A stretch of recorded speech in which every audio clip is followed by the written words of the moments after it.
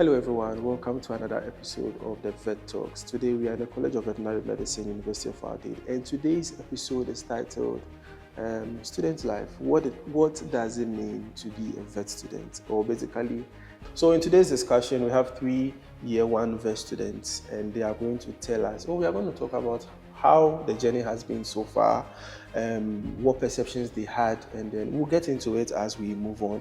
So, Elizabeth, yes. The first question is, was this the plan? Initially, no. I did an engineering degree before, and I worked for 10 years in engineering, and then I switched to veterinary. So it has been the plan for the last 4 years, and things aligned, and I'm here now. That's lovely. And how about you? I'm also a more mature student, and it was the plan, but it not necessarily was here. So I got my bachelor's degree in animal science. Okay. And I wanted to go to vet school, so I was like, this is a perfect opportunity. So now we're here. First year. First year, yeah. And Hamid? And I was fresh graduated student from high school. You were what? Fresh graduated. Oh yes, fresh graduate from high school. Yeah. Yes. I'm the youngest here. And it was a plan to come to vet school for how long? For around maybe 7 years. Oh. Yeah. It was a dream. It was a dream. Yeah. Okay. So basically you are living the dream. Yeah.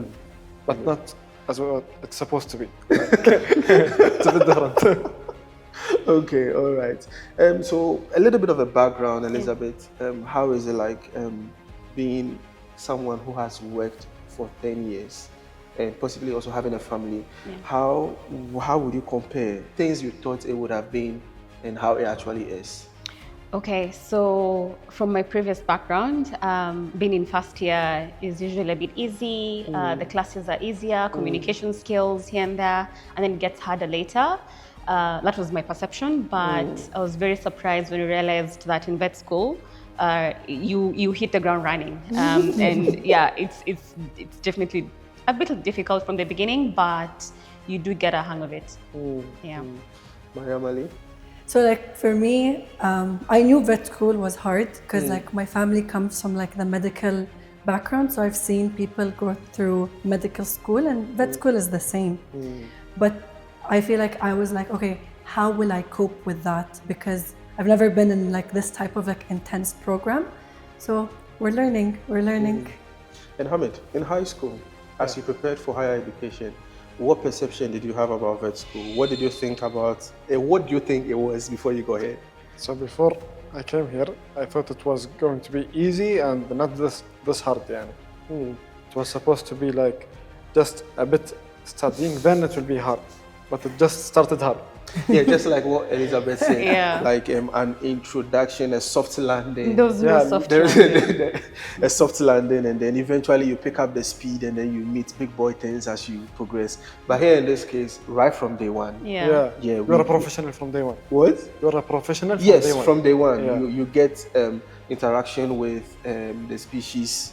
You have our skills lab. We have it's called day one competency as we try to follow the RCVS accreditation guidelines.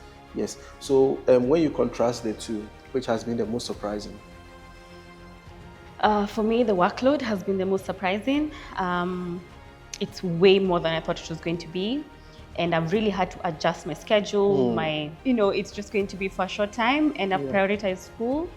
And somehow I've managed to find balance between school and home life. Yeah, that's a really important thing, finding balance between your personal or family life and then the school life, because sometimes the line gets really blurry, and it's really important to find that balance. It doesn't really come easy. It takes time, and then eventually you will get there. I'm sure all of you have lots of interesting stories as to how you have found the balance here. Yeah. How about you? Which has been the most surprising aspect when you compare what you thought it was and what you expected? Your expectations and what it actually is in vet school. No, I knew it was going to be intense, but it's okay, now how will you cope with this program? Yeah. So it's I felt in my previous years, I wasn't really I wasn't really going to my professors and using that support, but here they're giving you that opportunity, and it actually helps out a lot. And so it's when they tell you like we're here to support you, they're actually there to support you. And it's like also to how do you say it? What does I want to say? Support from lecturers. I completely went blank. When you remember, then we talk about it. Yes. Anyway, talk about so it. Hamid, Yeah. what is a surprising moment for you? First of all, it's all surprising. Everything is Everything surprising. is surprising, yeah. Like the workload, the load I get every day, I wasn't getting this load like in school or in my whole life. Like I was just having fun, even in school. But here in university, no fun. Well, I think just like what Elizabeth mentioned, you have to find the line to differentiate your personal life and academic life. It's really important to have a social and academic life properly differentiated. In as much as you need the workload to be catered for, you need to work towards the workload, you should also take care of yourself. I know you all agree with me. For the two mature students, they are already in the business, they know how it is. Yeah. But for you and for our dear students who are listening, the prospective students, obviously, you know how it is. You have to properly have a division. Okay, you know, this time is for me, this time is for studies. That is how holistically you survive. So you've said a lot, so I think I can deduce that the shock moment was the hard landing when you got here. Yes. So when you look at the academic intensity, what comments would you make about that? I think if you just come knowing that it's going to be intense and just prepare yourself mentally on the workload that you're going to expect, I think it will be much easier for you to take it in and to, you know, balance out your life. I think for us, the struggle was we didn't really know exactly how intense it was going to be, and that shook us. But I think if we knew what to expect, exactly what to expect, we would have prepared better. Yeah. That's true. Any others? Yeah, but for me, like I knew the workload was intense, but I feel like I was getting overwhelmed because I was thinking of like everything. I was like, oh, I have to do it all. But like coming, I realized you can't. Don't overwhelm yourself. You're not gonna retain any information.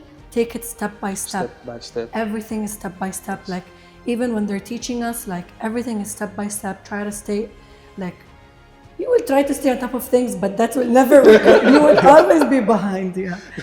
But No, I don't believe you'd always be happy. I think if you put in the appropriate work, you study appropriately. Sometimes the problem is not knowing how to study appropriately. But we have faculty and we have measures in place. We have a counseling center. We have knowledgeable faculty to help us, to tell us, okay, study it this way. And then it's been helping. I believe most of you or all of you have tutors who are helping you to study. Well, very soon exams, finals for year one is coming and they all look a bit tensed up. But I mean, yes, so with the help of these student tutor or advising sessions, you are able to study appropriately and then you get on top of things. Okay, Hamid, how is the academic intensity? Yeah, actually, I thought like, I think we should start studying from day one. Yes. Not to keep anything for later. Because as I did, I kept everything for later. And it's struggling, trying to catch up everything. Yeah. So back in school, we had a saying that don't pile up the notes. Yeah. Don't pile up the notes. So students who know me will say, I always tell them, make sure you have a weekly schedule. At the end of the week, you have a number of hours you've dedicated to certain specific topics. And then that is how we get on top of things, right? Yeah. Yes. Okay, now let's get a bit to the human side. How has your background, let me start from the most experienced person here. How has your background shaped you for the expectations of vet school? We had lots of workload, and just because of that, I think now that I know that is what to expect, I have found a way to find balance. And because of my background in 844, vet school is starting to seem like it's actually going to be manageable. Yeah. All right, Mariam Ali, with a background in animal sciences, this should be a smooth ride for you. You would think so, but it's not. No. So my background mostly focused on like production, animal welfare, business. Like I won't say that it's not helping. It is helping a lot when it comes to like the animal welfare, like production, business side.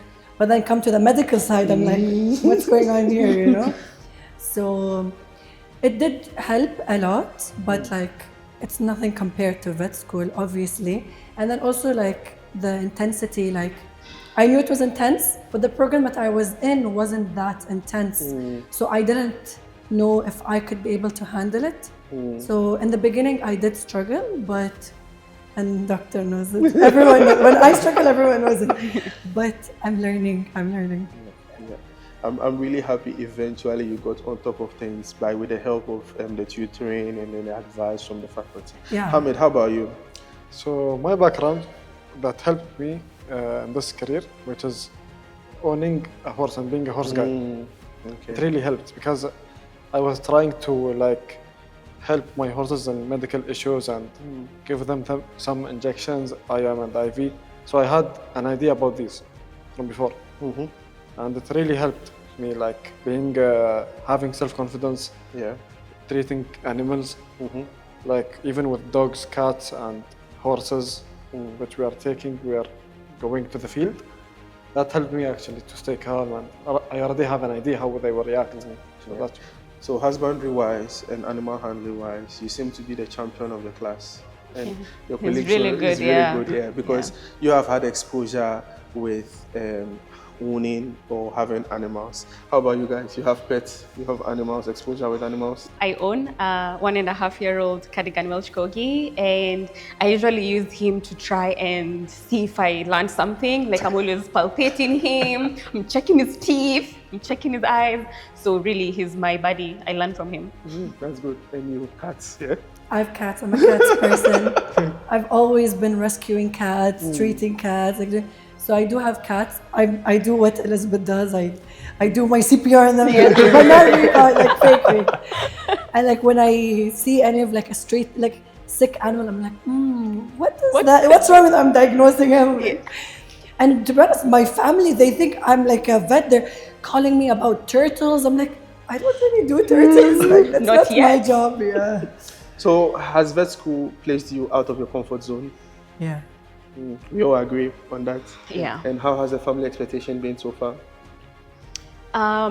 My family back home expects me to really treat the animals, like you said. The other day, one of my aunties told me that they have a sheep that has an issue and it needs to be put down. And he was asking me which medication she could use. To put down? Yeah, and I'm like, I don't have that information yet.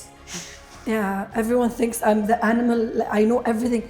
They ask me about fish. They're like, this fish is pregnant. I'm like, I'm not a marine biologist. Turtles, cats, anything. Any animal they see on the floor or walking. Maria, what's going on? I'm like, I don't know. I also don't know. But I think also, like with my dog, at least now we're able to go through like his passport and I'm like, oh, so he got these vaccines. I can understand what vaccines he got. I'm on top of things in terms of like when he needs to get the next shot. So yeah. That's good. Yeah, and it's like the whole family is calling me doctor, you know? And because we have a farm and we have all types of animals, so whenever anything is sick, I'm always called, Hamid, what should we do with this animal? I said, I'm still a first-year vet student. I didn't graduate yet. I just know about horses because I like horses. I don't know about all animals. Yeah, but you know, you have contacts, you can call and ask, so they will think you are a doctor.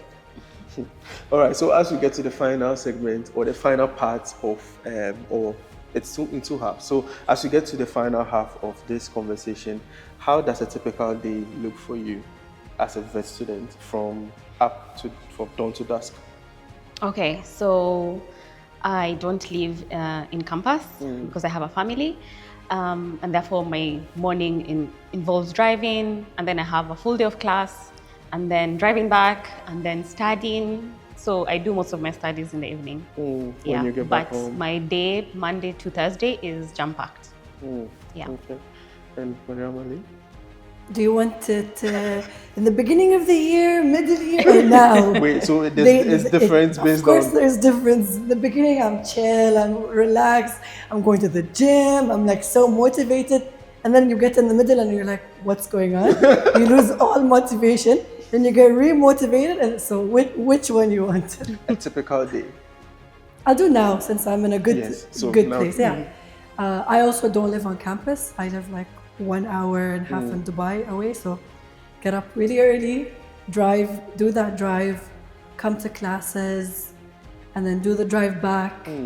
Now I go back gym and then go like to a coffee shop and like lock in. But I felt like when you're studying the whole day and then coming home and then also studying, I wasn't retaining the information. I was already exhausted. So a way to charge myself up was like going to the gym. So I cut that off, but now when I put it back, I feel like I'm lighter.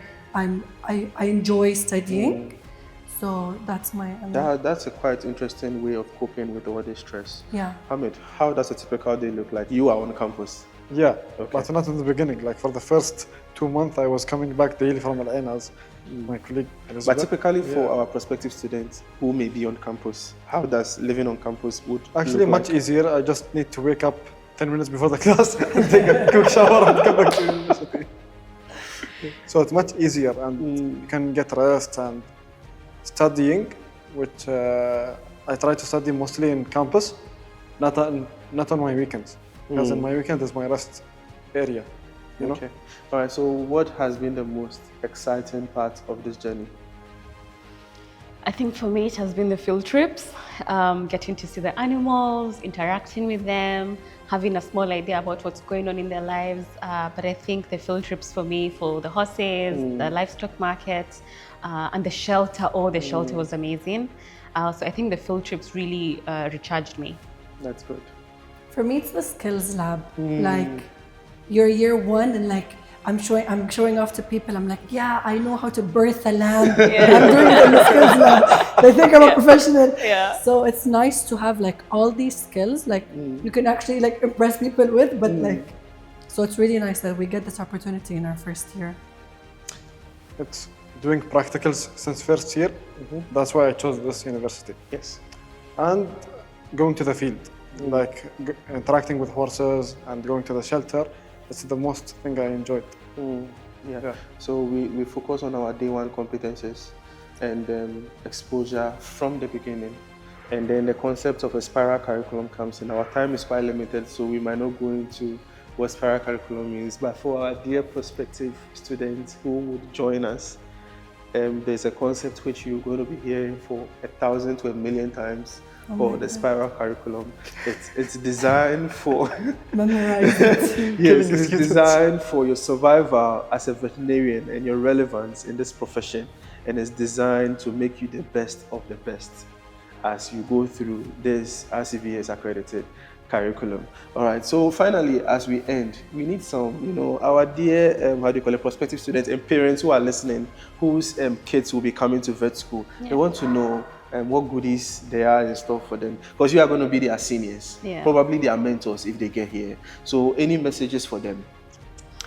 The messages would be, you just need to have the passion for veterinary medicine, and if you have the passion, you will get through it. You will be fine. I think passion first, and then everything else falls in place. Yes, everything else is a whole package. Yeah, it will fall in place. Yeah, without the passion, you can't get through it. Yes. Yeah. You have to love what you are doing and want to do it. Yeah. Then all the excellence will now show. Yeah, because even with passion, even when everything else, when you're really tired, when you're really stressed, the passion is the only thing that will get you going. Yeah. Yep. On top of passion, it's participate, speak up, step out of your comfort zone. Like in class, speak up, ask questions when you're confused, when it's in group work, constantly. When you're engaged, like with everyone around you in class, and this, it helps you a lot, even though you don't feel like it is helping you, but subconsciously it is. So I would say, like, step out. Even if you're getting out of your comfort zone, in the beginning you will be, but then you'll get used to it, and it's like, this is a really easy way to learn is by talking and doing. Yeah. So I think it's, as she said, passion is the top, because that's why I'm still here. It's my passion. So with passion you can do everything. Yeah, and studying as well. That's my passion. Thank you guys very much. This has been first year vet students. You need to add one thing? No, that's okay. This has been first year vet students of the University of Aldade. I'm really happy you guys came on to today's discussion. And for our dear prospective students and parents of prospective students who would be joining us next academic year, I'm sure you have learned a lot and you already have an idea of what it means to be a veterinarian or how a typical day of a vet student's life is like. All right, so hope to see you or hope you join us in our next discussions. Bye. Bye.